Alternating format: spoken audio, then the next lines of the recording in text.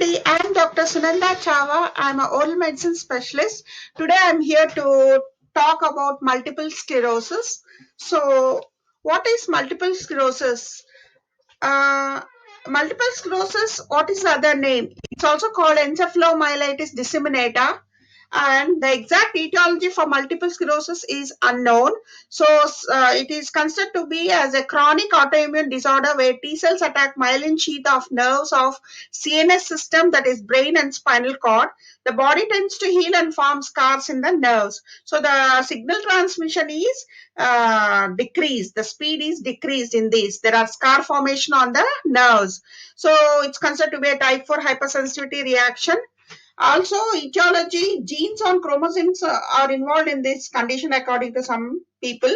So, environmental factors like hot climate also may play a role in multiple sclerosis. Clinical features, it occurs in the age group of 20 to 40 years, and females are attacked more than males. There is no conduction problem and different signs and symptoms are present depending upon whether sensory or motor nerve is involved. It also depends on lesion's location.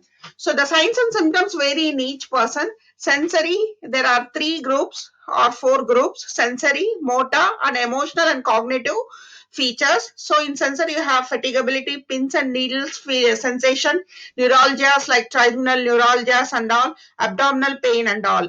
So in motor signs and symptoms, you have overactive bladder, urinary tract infection and kidney stones due to retention of urine in the bladder, facial paralysis, muscle spasms, constipation, diarrhea.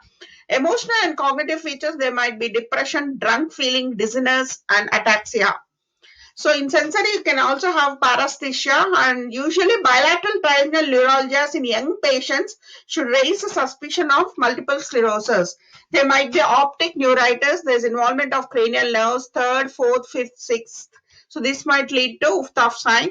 So in the we have something called as Charcot's triad. It's a triad of dysarthria, ataxia, and tremors. This is due to cellular lesions. Uftoff sign. So it's a transient loss of vision, nystagmus, blurring, diplopia, pain in the eyes on doing few procedures like exercise, taking bath in hot baths, or any procedure which increase the body temperature like stress also. Another sign is Romberg sign. So it's when the patient closes the eyes and keeps the feet on the ground and closes the eye, they feel imbalanced and ataxia and the body sways. This is called as positive Romberg sign. We have another sign called Lermite sign or Lermite sign. It's a numbness or electric shock-like sensation on bending the head towards the chest, felt in legs and hands and sometimes back. If this happens in the upper limb, it is called McArdle sign according to few. So another phenomenon is called Pulfrich phenomenon, illusion of the eyes on moving the pendulum in front of the eye. The car driver can get confused whether a vehicle is coming towards him or going away from him. This is called as Pulfrich phenomenon. So you have coming to diagnosis of multiple sclerosis. It depends upon signs and symptoms. They vary in each person. You have to take history, and then you have to take MRI of brain and spinal cord.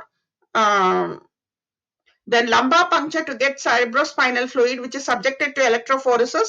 There is increased protein, that's oligoclonal bands, and even evoked potentials also should be seen for multiple sclerosis. Coming to management, maintaining euthermia, that is proper body temperature. As we know, Uftoff sign occurs in heated conditions. Heat, because of increase in heat, or processes which increase the heat. So you have to maintain the euthermia. Ice packs will be helpful. Avoid hot climates, avoid hot water baths. And then for overactive bladder, easy access to restroom, and then clean pads. Patients should be taught self-care. For urinary retention, educate the patient about UTI and kidney stones. For constipation, fiber-rich food, fruit, stool softener.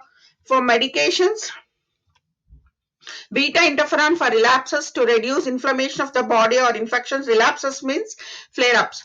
Next, relapses, you can also use corticosteroids like methylprednisolone, prednisone for bladder problem, oxybutynin, which is anticholinergic, bladder muscle relaxant. Even you can use bethanol also for bladder problem. Then amantadine, it's an antiviral drug and anti-Parkinsonism drug. It improves the fatigability. So modafinil, it's a CNS stimulant. Baclofen and diazepam also can be